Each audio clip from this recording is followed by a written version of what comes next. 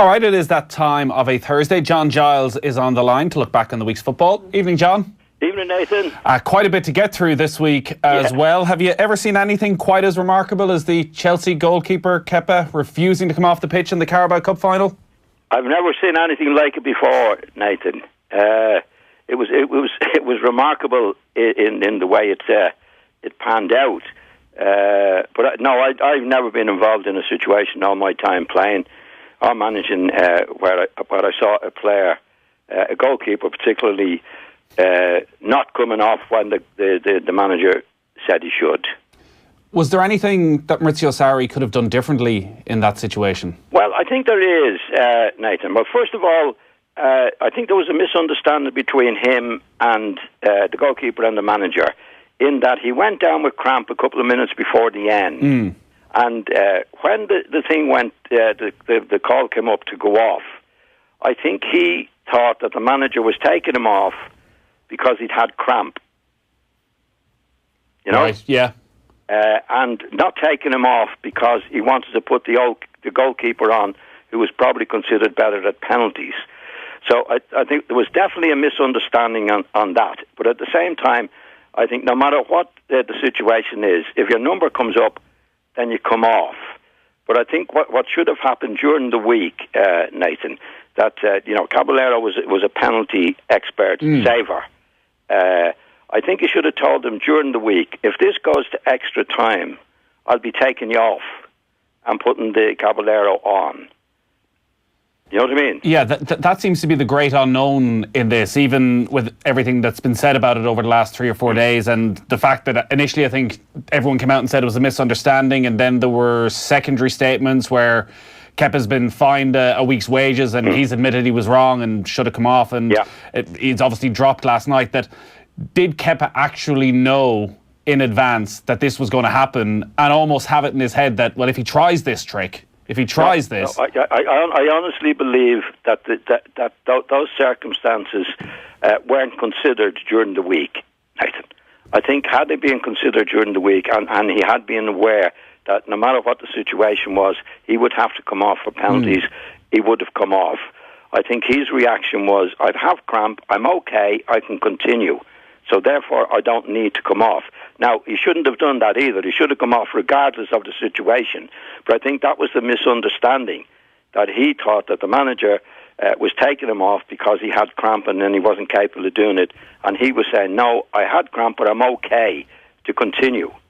It obviously made for a pretty bizarre TV spectacle for those couple of minutes. You couldn't take your eyes off it, particularly when it looks as though Maurizio Sarri was about to storm out of the stadium. Well, he couldn't see. Again, it was a misunderstanding, but the goalkeeper was wrong anyway. But I think the manager in a situation like that, when you're going into a cup final like that, Nathan, there's always a possibility you can go to penalties. There's always that possibility.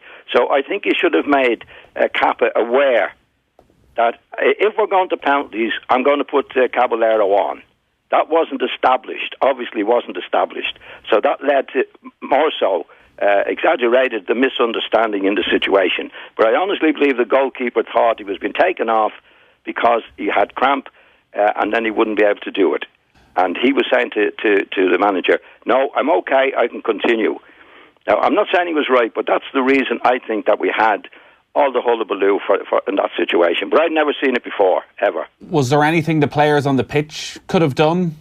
I don't think so. I mean, people said to me, well, the captain could have gone out and pushed him off. If the captain went up, I'd say there would have been a fight between them because the misunderstanding was still there as far as the goalkeeper was concerned.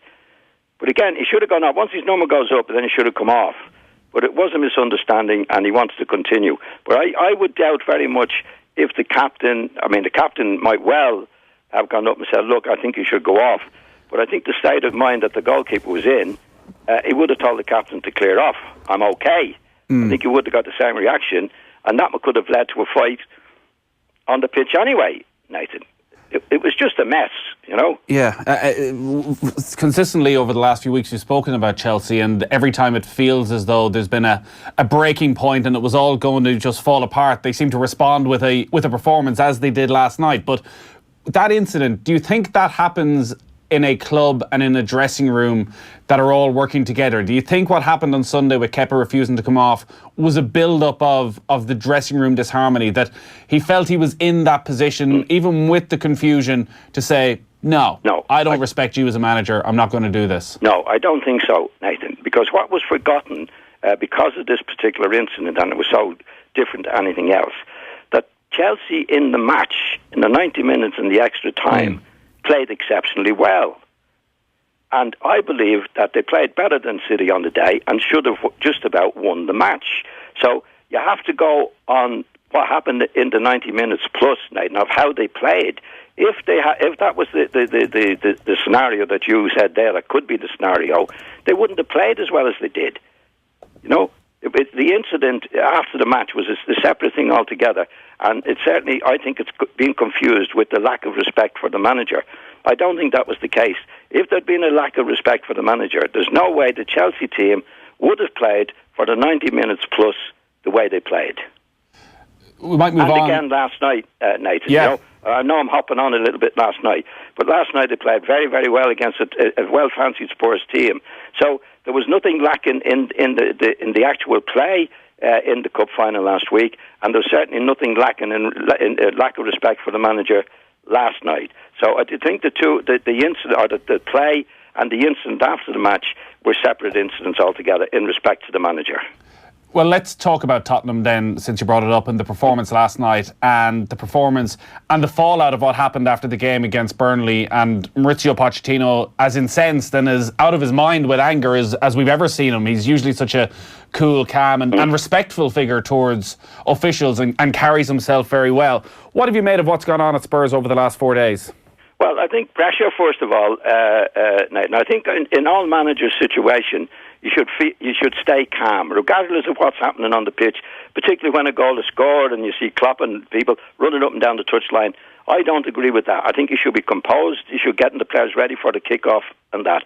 And Pochettino, to be fair to him, is usually like that. This was a big match for them where they were getting near the top of the table, and what he was getting onto the referee about was a corner kick that was given against them in the first half, Nathan, that they scored from.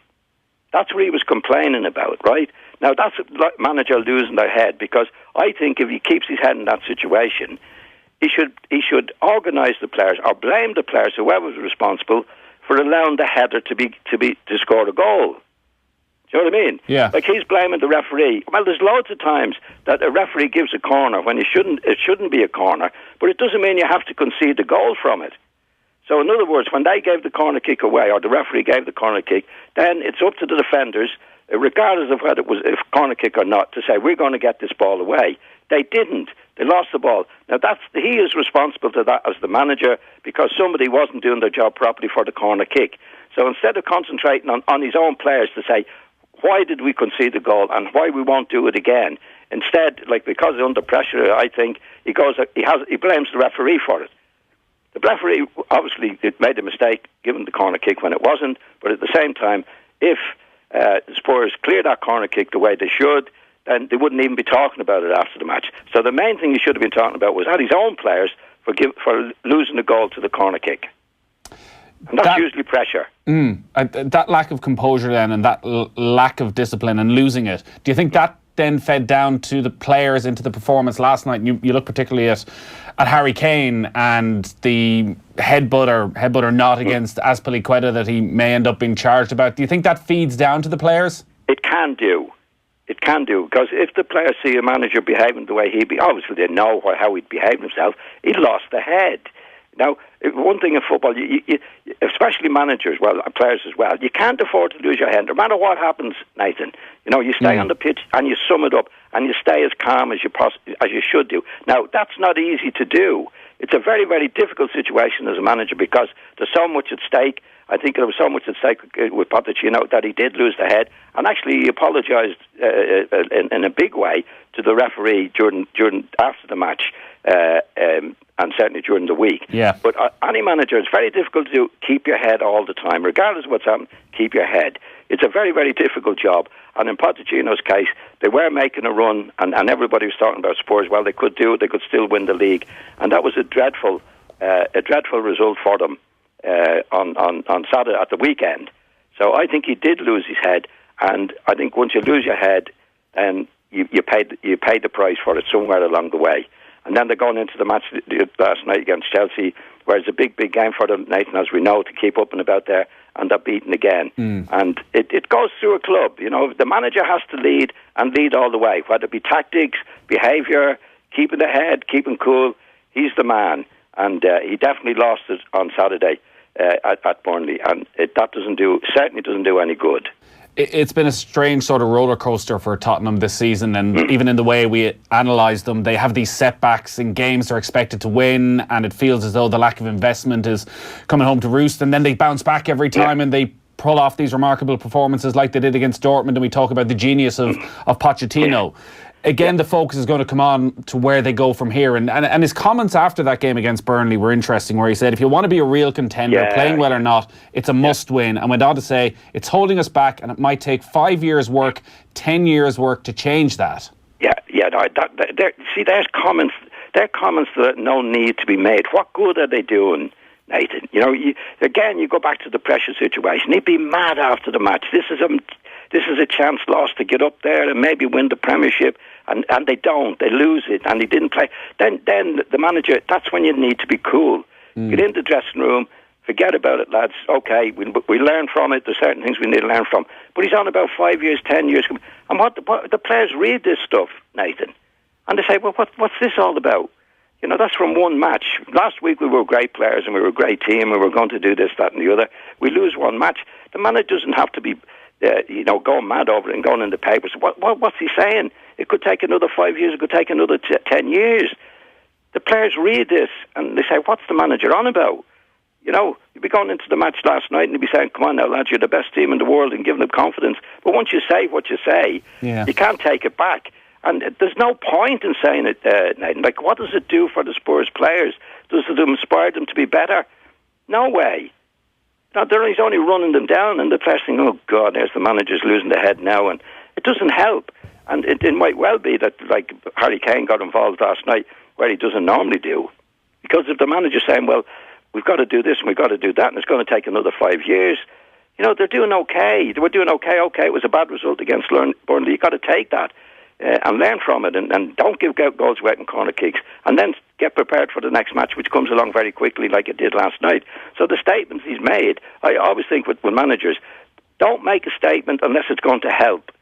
And he made the statements the other day that certainly don't help the Spurs situation at the moment. Yeah.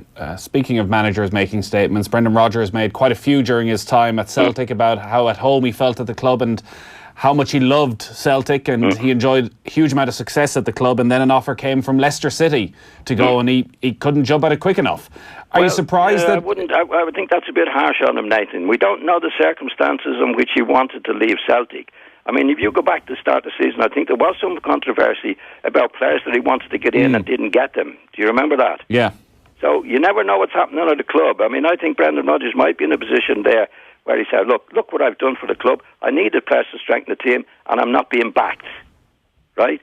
If that's the case, then, you know, I don't see my future here. Unless the club go with me, then we're not going any further. And I'll have to take the responsibility for that. That's the way I would read. There's two ways you can read it, Nathan, where, you know, all of a sudden he wants to leave Celtic. Why would he want to leave Celtic? You know, I mean, he might do it for the money, but I don't think he's that type of fella. I think there's something happened in the summer where he wasn't being backed in a way that he needed to be backed to go ahead in the club that he was in. That's the way I would read it. And I don't know anything about him. I'm only like the same as yourself. But I certainly wouldn't look at it as that, Brendan Rodgers is clearing out from them. He's done a miraculous job at Celtic over the last 3 years. Why would he want to leave, Nathan? We'd have to know, why did he want to leave? Even with all that in mind, and as you say, I think he wanted players brought in, he wanted their budget would be increasing, and it wasn't happening. Yeah. And it was making it impossible for them certainly to contend in Europe. Yes. But they're a couple of months away from potentially completing a treble of trebles. Are you surprised in any way by the timing that he would leave at this stage, particularly when Leicester don't have a huge amount to play for between now and the end of the season? Well, only he would be able to tell us that, Nathan. I'm only guessing at it, you know. I think his attitude would be, well, you know, I did a terrific job for Celtic for the last 3 years, and it comes to the summer, and for some reason, I'm not being backed in a way that I want to run this club, right? It's a very, very difficult thing to take. That, you know, like you could say, well, why did you leave at this stage? But if I'm protecting the manager, if I was saying to you, okay, well, why didn't he get what he wanted at the start of the season? You know, look at the job he's done. Give him what he wants, and he go better and better and do better in Europe. And I think that was the case, that he wasn't being backed at that time. Yeah. So I don't think the club are being true to him. No, it's very easy to say, well, he hasn't been true to the club and what he's doing now at leaving at this particular stage. Obviously, there's a case with that. But it could well be that in his head, well, I haven't been treated well by the club at the start of the season when I should have been back for doing what I've done to the club. So my hands are being tied, so I'm not going to stay here while my hands are being tied. I don't know if you saw the sign that the Celtic supporters put up last night. It said, "You traded immortality for mediocrity, never a Celt, always a fraud." Well, that's what you get. That's the passion for the club. I think that's outrageous, to be quite honest. What has he done for the club, Nathan, since he's gone? He's won the treble twice, hasn't he? In Scotland. With Celtic. I mean, what he's done at Celtic has been absolutely brilliant. And to say that he's a traitor and all that kind of... I mean, that's just emotion. Obviously, that's people who love the club that much that they're willing to blame anyone. My attitude would be, thank you, Brendan, for doing what you did for us, to be quite honest. I think he's done a miraculous job there. Absolutely brilliant. Yeah, is it just a new world order in football that Celtic supporters are going to have to get used to, that whether they like it or not, and maybe Leicester City don't have the European trophies and the history that Celtic do, but right now, economically, they are a far bigger club? Well, it depends what way you look on it. If you look at it from Brendan's point of view and say, well, look, I went as far as I could with this club. I did what I was brought on to do. I wanted to take it further, and I wasn't allowed to. You can take that stance on Brendan's side. You can take the supporter stance. You've let us down. Look where we are. We're mid-season. The timing is bad. It depends on what side you want to come down on, Nathan. But I can understand the emotion of the supporters that having done what he's done for the club, which is terrific, he's now being blamed for not continuing to do what he has done already, you know? Yeah.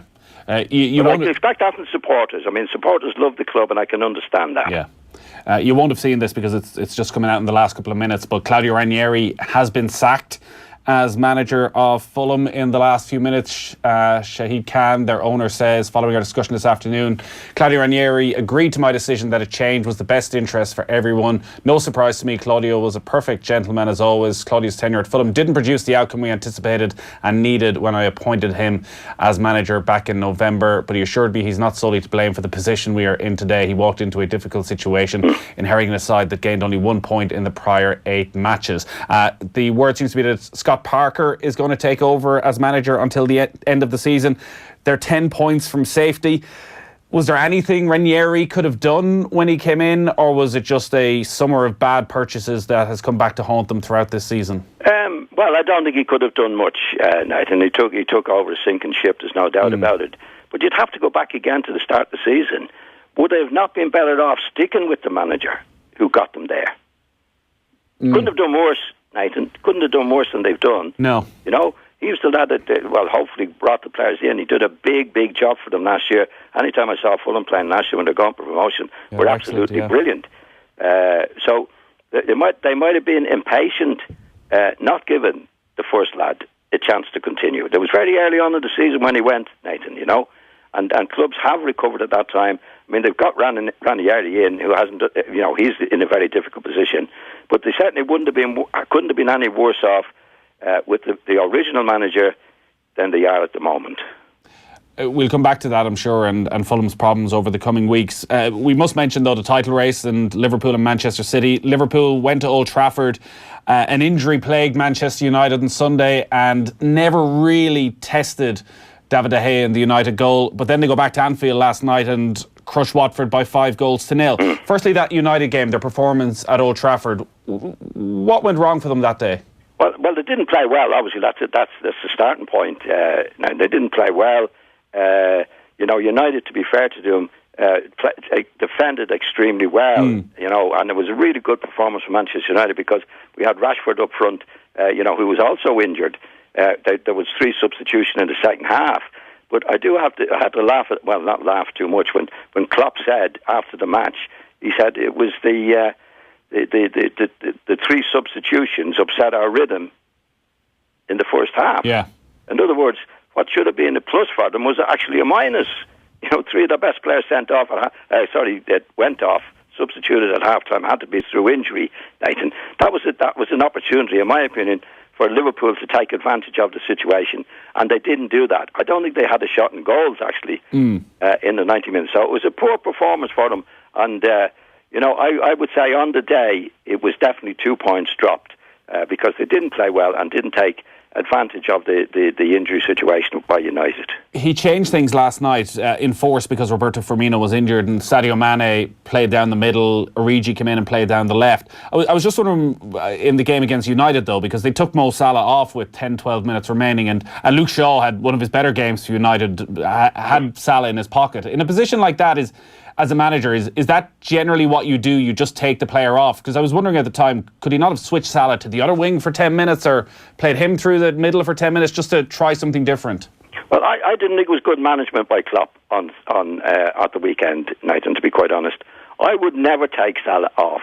There was, what was it, 15 minutes to go? Yeah, right? Okay, I would agree with you there. I would switch him to a different position. But you'd have to say in a match that Origi was the other lad that came on, wasn't he, for him? Yeah. Right? Well, I'd back Salah over 15 minutes in any match to score, to have a better chance of scoring than Origi. Okay, he wasn't playing well, Salah, but he's always capable of scoring a goal. If you switch him to another position, as you say, away from Luke Shaw and put him on, I think that was a wing and a prayer thing. Get on there, get Salah off. And from a morale point of his situation, it's not good for Salah, Nathan. No player likes to be substituted. And Salah, you could see his face coming off, and Henderson for that matter. They weren't very pleased about it. But Salah's thinking, I'm a scorer, I'm a great goal scorer, I'm scoring loads and loads of goals. There's 15 minutes to go, I'm not playing well, and I'm off. I don't think it was good. I would have left Salah on, as you say, switch him to the other part of the pitch. But he's always liable to get you a goal. I mean, he could be having a poor game, as a lot of strikers do, after 75 minutes, and still be able to have that genius to score goals in the last 50 minutes. I mean, let's put it this way. If I was putting a bet on the last 15 minutes, despite what was going on between Salah scoring and Origi scoring, I'd have it on Salah. Yeah. I thought it was a bit of a panic situation, that. Just hoping that something might work. Yeah, like get on there and see what's happened. Yeah. In the meantime, Salah's coming off. He's not happy about it at all, I'm sure. Yeah. No way. Liverpool, obviously, then last night, they bounce back. They get that 5-0 win, so good confidence boost ahead of the Merseyside derby. On Sadio Mane, because we rarely talk about him. We talk about the brilliance of Salah, or probably the work rate of Roberto Firmino of that front three. How do you rate Sadio Mane? Well, again, he's a goal scorer, Nathan. He scored 2 last night, didn't he, I think, early on. I mean, never got a kick of the ball against Manchester United at the weekend. You have to live with these guys, especially goal scorers. And they've got, where Firmino is injured.